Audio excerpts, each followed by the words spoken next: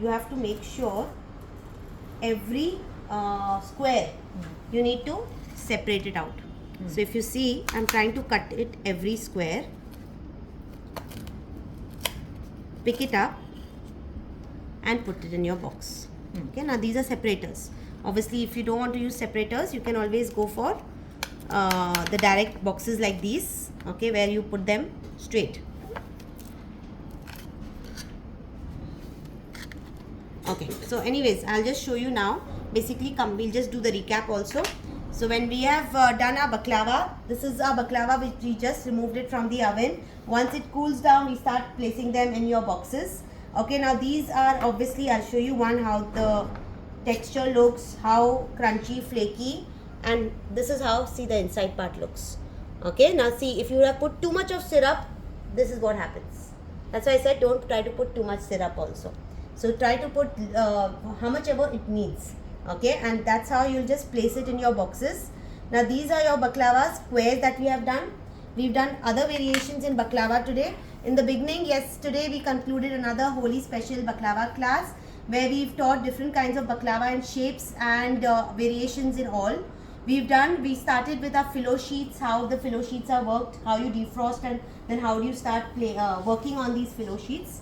Secondly, what is the difference between a filo and a kunafa, the Kataifi dough? Okay, so we gave the differences between the two. Then we started with our baklava cheesecake. Let's start with the baklava cheesecake where I showed you the cheesecake filling.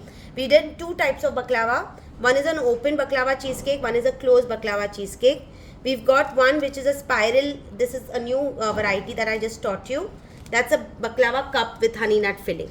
Okay, so these comes under the cups, which can aram se go in these bigger boxes. You can even put one box में एक baklava cup डाल दिया. यहाँ आपके cupcake boxes हो गए जिसमें cavity holders है. You can put your baklavas with the paper holders, yeah, cupcake liners. Then you put it in.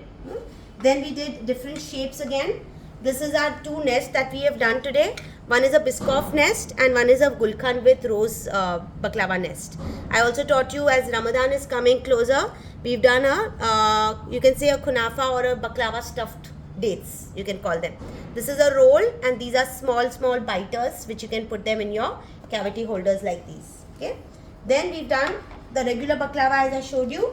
Yeah, these are our nice crunchy square baklavas which can go in these beautiful boxes like these. If you don't want to go spending too much in your box, always go with us, you know, those ones which are without the cavity holders. Next we did our Kataifi kunafa. Now this is a kunafa made out of Kataifi with a cheese pudding. We learned how to make the cheese pudding. Then we've done one with savaiya so that you know the difference between the two. This is a savaiya kunafa. That's Holi Special where I've done malai barfi with gulab jamun in a kunafa cup. Okay. Now I also taught you the syrup. So there are two syrups that we've learned today. One is a baklava syrup, Turkish type. The difference is the Lebanese and the Turkish. Next, the kunafa syrup. The difference between the two. Scented syrup is for your kunafa. For your baklava is your Turkish, which is the cinnamon and honey based syrup. Okay. Lastly, our very special gujia baklava that we've made today for Holi. This is very ideal for this Holi because it has the gujia filling, authentic gujia filling made with mawa and coconut, which has gone in our baklavas. This is basically a filo sheet where you can use these and have an assortment in your baklava for selling for Holi. Okay, so that's your gujia baklavas, the entire spread of your baklavas and kunafa today. So this is how we concluded another class before Holi. I think every week I've been conducting my baklava and kunafa class, but yes, it is trending, so it's going on and everybody wants to learn because it's new, something different. So what was your concept in learning this? Since this is in trend, okay, I thought I should also learn it. Yeah. And since I know you, I was Since years, yes, actually before lockdown. Yeah. So I was very good enough to frankly ask you your opinion about learning the class. Right. The way you motivated me to learn the class and the way you mentioned about the different kind of things that we'll be learning. Now you have to also taste it because again she was very in two minds, skeptical to learn baklava because she found it that baklavas are very sweet.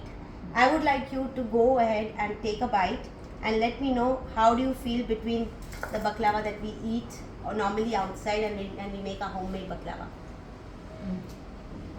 It's nice. Sweetness, because that was your concern. Correct? You can reduce the sweetness also. As I told you, always sweetness depends on you. Yes, you can reduce. No, but I feel even this much is good enough. Good enough because we're having a sweet family. Exactly. So if it's a rich crunchiness is there, otherwise we have to make for it, wait for it to cool down a little more before It's good. demolding it. It's good. So that's how the sweetness is balanced as per you, because you are the best judge. As a home baker, homemade things, whatever you make, you can always judge and do it by yourself. Okay? I'm so happy that I don't. Yeah, great. Finally, after so many months, you were just planning to come and learn. So that's how we concluded our class. So those who wish to join, yes, we would come up again, probably post-Holi, then Gujia won't be there that time. Gujia was only specially for today's class. But those who wish to learn and those who missed for today's class, because many had wanting to come but couldn't make it, I would again probably in 15-20 days schedule this class. So those who wish to join, do contact me.